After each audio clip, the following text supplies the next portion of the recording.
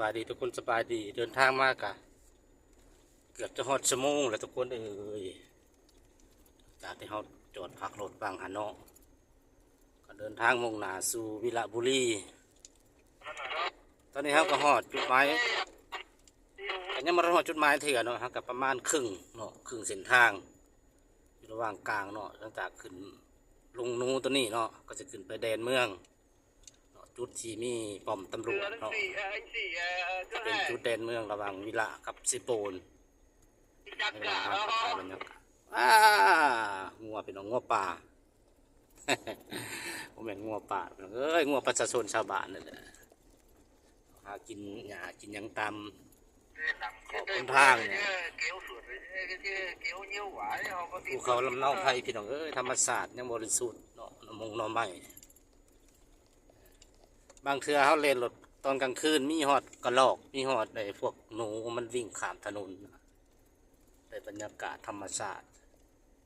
เป็นกระลอกเถอะเป็นจอมพรวิ่งข้ามถนนกลางคืนนะบางเทื่อกลางเว้นก็เคยเจออยู่มันแล่นกุ้ยข้ามถนนธรรมชาติสร้างมาเป็นแปลว่าพื้นที่พื้นที่ป่ะแปลว่าพื้นที่ท่านนี่ยังอุดมสมบูรณ์เนาะทุกคนเนาะป่าใหม่มีบางจุดก็ถือทำลายเนก็มีทางมีประชนทั้งนี้เนาะเป็นจะมีพื้นที่ที่ว่ามันพื้นที่ลาบทางเนินเขาเห็ดไทยเนาะพืชที่เขาเห็นเนี่ยที่เป็นภูเขาวะโลนทางหน้า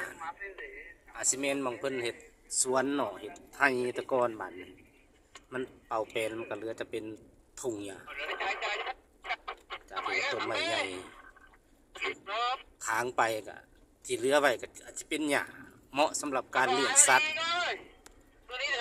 เลี้ยงงัวเลี้ยงแบะเป็นภูเขาหัวโลนแต่ว่าก็สวยงามอีกแบบหนึ่งทุกคนเขี้ยวสุ่มซื่นจะภาพอธิสันเลยเด้อจับถ่าย